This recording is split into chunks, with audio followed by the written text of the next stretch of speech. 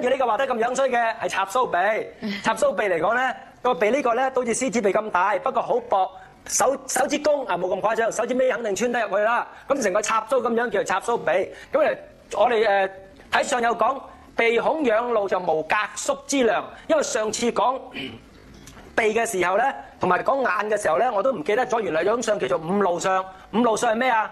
兜風耳、眉又衰、三角眼、插須鼻、福州嘴，呢個叫五怒相喎。咁我哋有講啦，一怒二怒就有三冇富，五怒俱全就富貴俱全。你梗係話咁樣衰有乜可能發達啦？係咪啊？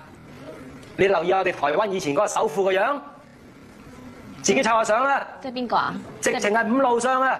有晒我講嘅特徵，兜風耳、福州嘴、眼好衰。福州嘴就咁樣。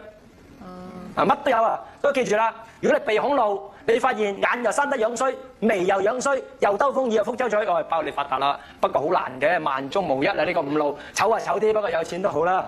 啊，記住啦，如果插須鼻嘅人點算啊？而家好彩香港有強積金，哎呀死啦！好似供咗幾廿萬，得幾千蚊利息啫，真係咁慘，唔知點算啊！除咗強積金之外，你就要自己學下投資咯。因為咧，如果你有插須鼻，你又唔識去投資，又使晒啲錢咧，你晚年嚟講咧，一定係好老土，真係老到街頭啦。所以記住，插須鼻嘅人要儲錢。